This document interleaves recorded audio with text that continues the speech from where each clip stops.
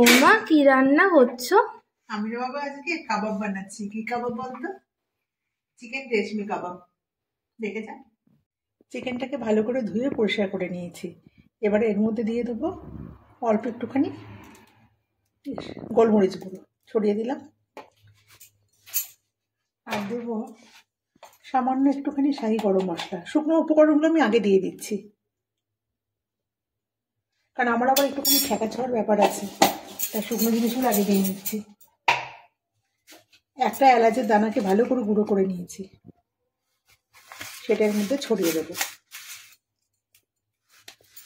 একটু জায়ফল গুঁড়ো এর মধ্যে দিয়ে দেবো, ওই 1 চিমটে মতো ছড়িয়ে দিলাম জায়ফল গুঁড়ো।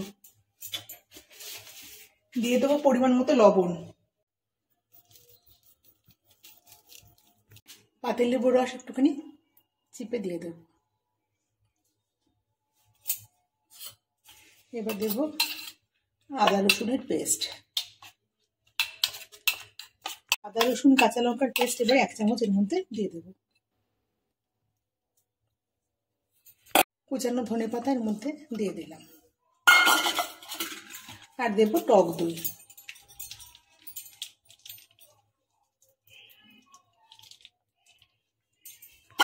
এবার সব একসাথে ভালো করে মেখে নেব, মেখে আধ ঘন্টা এটাকে রেখে দেব। ভালো করে মেখে নিয়েছি, এবার ঢেকে রেখে দেবো আধ ঘন্টার জন্য রেস্টে রাখবো। ম্যারিনেট করে রাখা আধ ঘন্টা হয়ে গেছে। এবার এই যে এটার মধ্যে আমি একটুখানি রিফাইন অয়েল মাখিয়ে নিয়েছি। আমি এটা এয়ার ফ্রায়ারে ঢোকাবো, ওই জন্য এয়ার ফ্রায়ারের মধ্যে এটা পুরো সেট হয়।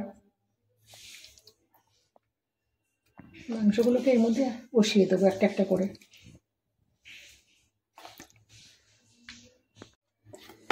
যতগুলো মাংস ধরলো এর মধ্যে চিকেন, ততগুলো আমি এর মধ্যে বসিয়ে দিয়েছি। আমাকে আরেকবার দিতে হবে। এর মধ্যে আস্তে আস্তে করে গ্রেভিগুলোকে ঢেলে দিচ্ছি। গ্রেভিগুলো না দিলে কিন্তু ভালো লাগবে না, কারণ গ্রেভিটার মধ্যে তো মশলাটা আছে। আমি বাটারটাকে ডাবু হাতার মধ্যে নিয়ে গালিয়ে নিয়েছি। এবার এর মধ্যে বাটারটা এর মধ্যেই ছড়িয়ে দেবো। ব্রাশ করে দেওয়া যেভাবে বলে সেভাবেই আমি এটাকে চামচে করে ছড়িয়ে দেবো। আমি এটাকে এবার এয়ার ফ্রায়ারে ঢুকিয়ে দেবো। 15 মিনিট পর আমি এটাকে বের করবো। 15 মিনিট হয়ে গেছে, এবার খুলে দেখি। হয়ে গেছে, খুব সুন্দর হয়েছে। দেখুন বন্ধুরা, খুব সুন্দর হয়েছে আমাদের চিকেন রেশমি কাবাব। এভাবে বানালে কিন্তু খেতে খুব ভালো লাগে, আর তেলও লাগে না। সামান্য একটুখানি বাটার ব্রাশ করে দিলেই হয়ে যায়। রেসিপিটা কেমন লাগলো অবশ্যই কমেন্টে জানাবেন, আর রেসিপিটা ভালো লেগে থাকলে অবশ্যই একটা লাইক দেবেন, আর চ্যানেলটাকে অবশ্যই সাবস্ক্রাইব করবেন।